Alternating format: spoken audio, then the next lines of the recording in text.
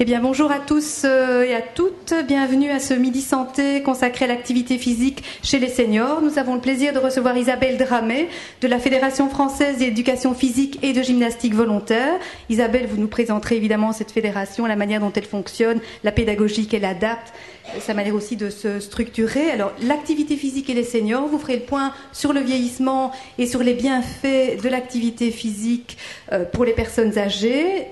Un petit volet théorique. Nous passerons ensuite à une mise en pratique. C'est la raison pour laquelle on a un peu dégagé la salle. Nous allons expérimenter des séquences de gym mémoire et de gym équilibre notamment. Voilà Isabelle, je vous cède la parole. Merci. Merci beaucoup. Merci beaucoup. Bonjour à tous, bonjour à toutes. Donc voilà, vous savez presque tout du programme de ce Midi Santé. Je vais très rapidement me présenter la fédération à laquelle j'appartiens, qui a un nom à rallonge. Je ne sais pas si vous l'avez retenu, mais on le répétera un peu juste une fois, après c'est terminé.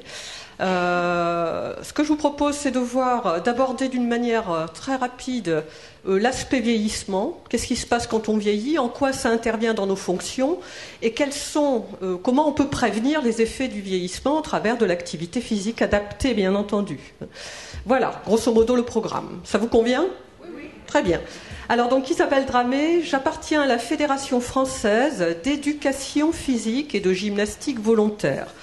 Tous les mots sont importants, mais il y en a un qui, à mon sens, l'est d'autant plus, c'est le mot éducation. On fait de l'éducation à la santé au travers de l'activité physique. Et ça, ma foi, on est vraiment dans le domaine de prévention sport-santé, qui est notre domaine de prédilection à la fédération, puisque nous sommes une fédération non compétitive, nous proposons des activités de loisirs sportifs, qui sont proposées à la fois aux plus jeunes comme aux plus vieux. D'accord ? Ça démarre à partir de 9 mois. On continue avec les enfants, avec les ados, avec les jeunes adultes, avec les adultes plus matures, avec les personnes âgées autonomes, avec les personnes âgées en perte d'autonomie. Donc ça peut aller jusqu'au grand âge, aucun problème, jusqu'au centenaire. Voilà. Donc grosso modo, bien entendu, les différentes activités que nous proposons sont adaptées aux besoins spécifiques des différents publics. On ne va pas proposer la même chose à une personne de 50 ou 60 ans et à un jeune de 18 ans, c'est clair. Ou à une personne de 85 ou 90 ans et à un jeune de 40 ans. On fait la différence. Voilà. Donc ça, c'est une première partie. J'appartiens, moi, au comité régional de cette fédération qui est basé dans la région de Lille. Et ce comité régional a 2 missions. La première, c'est de développer les activités physiques dans toute la région Nord-Pas-de-Calais. Et je suis, moi, chargée plus particulièrement de développer les activités physiques pour le public. Alors, seniors, personnes âgées. Quel terme employer de temps en temps, c'est un peu compliqué. Je vous propose de parler des seniors, si vous en êtes d'accord. Donc, ça, c'est la première mission.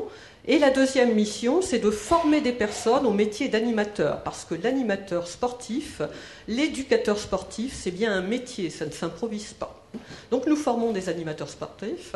Et à ce titre-là, je suis également formateur. Voilà grosso modo les 2 missions du comité régional. Et aujourd'hui, donc, j'ai été contactée par Véronique Janzic pour vous parler des bienfaits de l'activité physique. Activité physique pour les seniors. Alors déjà, est-ce que c'est la même chose, vieillissement et avancée en âge ? Je vais vous poser des questions, donc surtout, vous répondez. Il n'y a aucune mauvaise réponse, il n'y a pas de questions pièges, donc n'hésitez surtout pas, je veux que ce soit un échange entre nous. On va parler de votre vécu, de votre histoire de vie, pour pouvoir voir comment on adapte ce que l'on peut faire au niveau de la prévention santé pour les seniors. Donc, à votre avis, est-ce que c'est la même chose, le vieillissement et l'avancée en âge ? Théoriquement, oui. Comment ? Non ? Si ? Alors, qui pense que c'est la même chose ? Oui, il faut voir comment on vieillit. Donc, tout le monde, toutes les autres personnes pensent que ce n'est pas la même chose. Oui ? Pourquoi ? Quelle est la différence ? Tout le monde ne vieillit pas de la même façon. Exact. Tout le monde ne vieillit pas de la même façon. Quel que soit l'âge que l'on a, chaque année on prend un an. C'est tout bête ce que je dis, mais c'est linéaire, l'avancée en âge. Chaque année, je prends un an. Je fête mon anniversaire, je prends un an. Par contre, le fait de vieillir, le vieillissement de mes fonctions, lui, il n'est pas du tout la même chose entre la personne, entre une autre personne ici, d'accord ? On est tous avec des différences.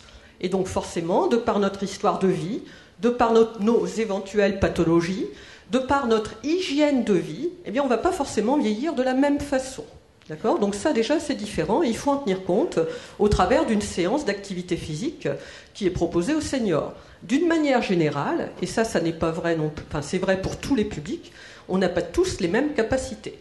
Donc il faut tenir compte des différences de chacun pour essayer d'adapter les mouvements proposés aux personnes de manière à ce que tout le monde progresse. À sa mesure, mais tout le monde progresse. D'accord ? Donc, le vieillissement et la vieillesse, d'une manière générale, ça n'est donc pas qu'une question d'âge. Parce que peut-être que vous avez vu une personne, là, hier, que vous n'aviez pas rencontrée depuis 3 ans, et vous vous dites, dis donc, qu'est-ce qu'elle a vieilli ? Et pourtant, elle n'a pas forcément 80, 70 ans, elle peut très bien avoir 40 ans. Mais tout à coup, on peut se dire, tiens, elle a pris un coup de vieux. Ça vous arrive de dire ça. Ou au contraire, elle a rajeuni. C'est donc bien indépendant de l'âge, d'accord ? Par contre, il y a peut-être eu des événements qui ont fait que cette personne-là a été amenée à avoir un vieillissement peut-être un peu plus prématuré de ses fonctions, ou juste de son apparence. Donc ça, c'est simplement déjà un constat. La vieillesse, ça n'est pas une question d'âge. On peut être vieux à 40 ans et jeune à 80 ans.